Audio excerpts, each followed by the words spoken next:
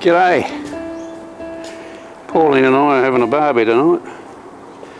An Australian barbie in the backyard. And I want to tell you a story about the first book of Kings.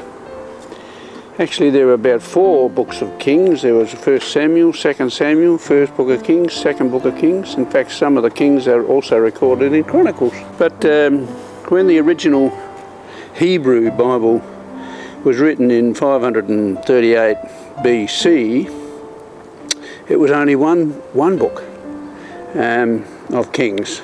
It was a history of the kings over 400 years. And but when it was translated into the Greek, it needed a longer parchment.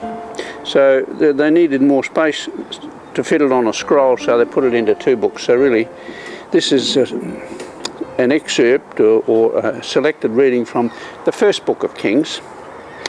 The king's character and conduct decided the nature of the kingdom. Goes to show, doesn't it? David being the yardstick of a good king most of the time.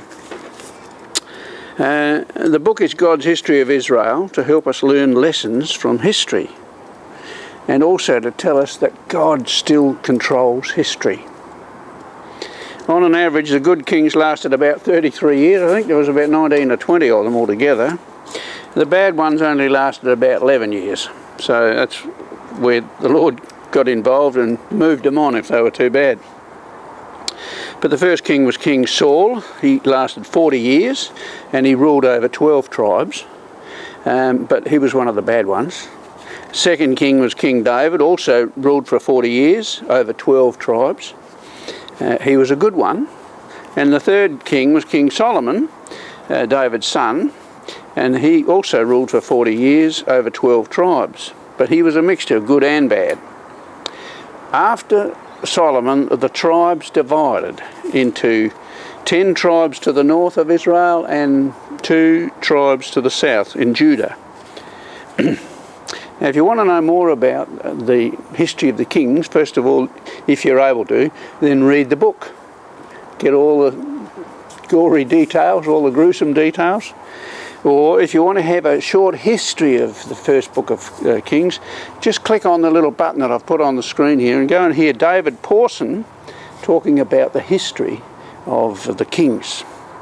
Or if you want to hear it read to you on the internet, here's a wonderful old scholar and pastor, Chuck Smith, his name, and he'll read most of the book of Kings to you and tell you some little lessons as he goes. He goes for some hours, but if you've got the time, listen to this man. He's gone on to be with the Lord now, but he's a great teacher and reader of the Word. But the selected reading I've chosen for us in our journey through the Bible tonight comes from 1 Kings 17 from verse 7, and it's a story about Elijah and the woman who prepares him a meal.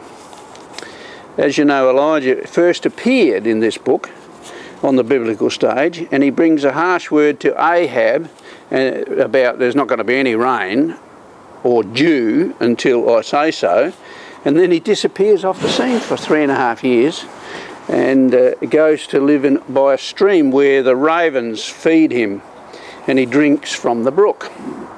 But from verse 7 it says, "And it happened after a while that the brook dried up because there'd been no rain in the land.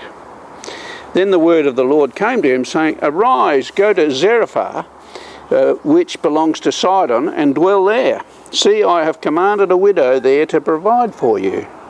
So he arose and he went to Zarephath, and when he came to the gate of the city, indeed a widow was there gathering sticks. And he called to her and he said, Please bring me a little water in a cup that I may drink. And as she was going to get it, he called to her and said, Oh, and please bring me a morsel of bread in your hand.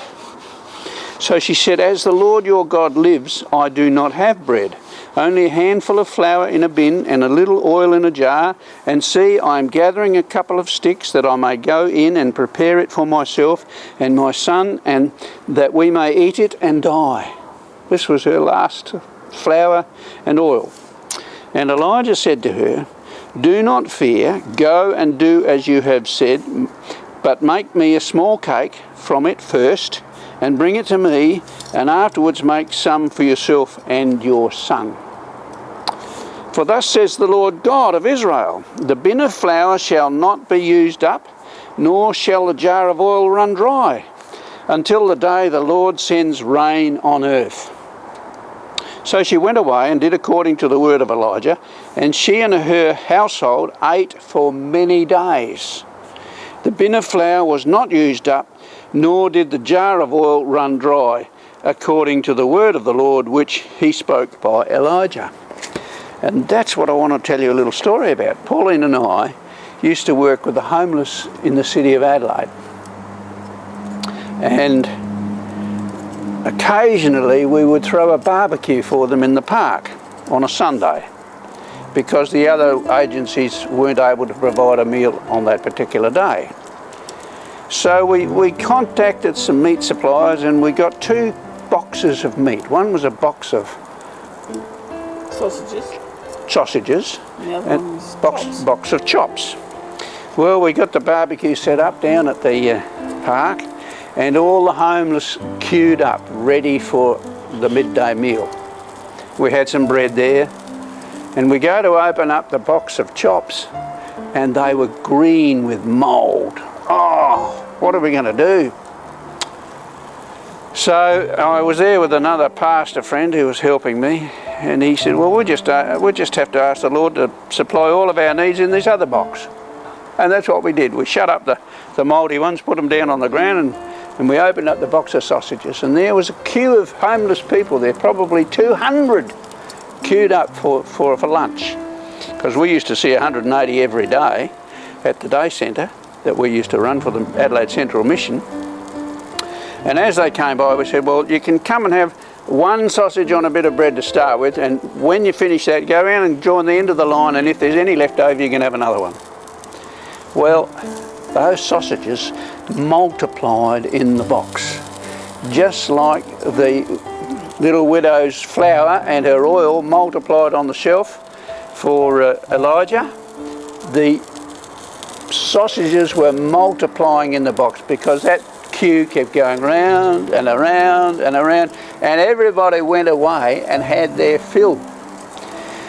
And it really is fantastic to know that the Lord, when we seek him, when we put him first in our lives, when we seek him, he will provide for us, and he can create miracles of provision.